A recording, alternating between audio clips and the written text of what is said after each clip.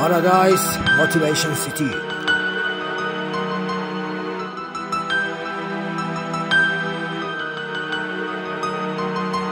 یه پیشنهاد، چون معمولا ممکنه نصیحت پذیر کسی نباشه. فرزندانتون، کوچولوهای خیلی دوست داشتنی، آینده های این مملکت، آینده های خودشون و آرزوهاشون، چه پشتوانه‌ای میتونن داشته باشن داخل این مملکت؟ یه پیشنهاد دارم براتون.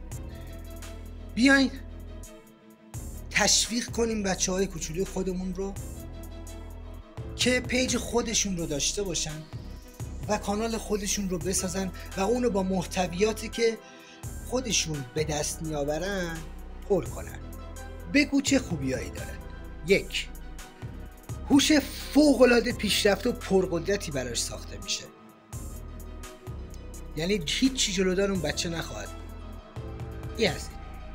اطلاعات عمومیش و اطلاعات معلوماتش کلهم با دیگران متفاوت خواهد شد.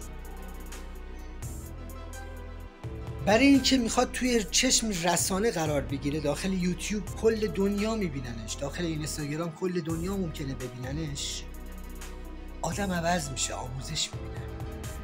این خیلی خوبه.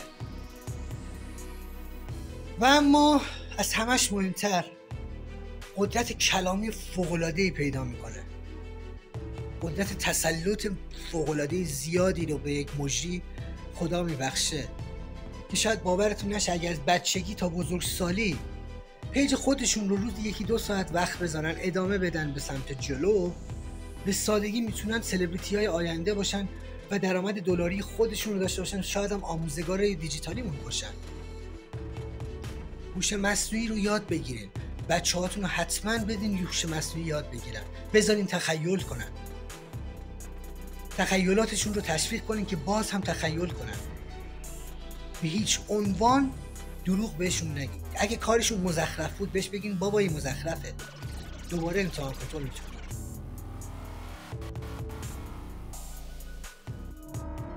آنچنان جایگاه بالایی ندارم، ولی به عنوان یکی از اهالی این کره خاکی تجربه شخصی گفتم که اگر این امکانات و این تکنولوژی از دوران کودکی من بود، از اول می بود، الان چه میدونم تو دایره دیگه کسی رو پیدا نمیتونستم بکنم.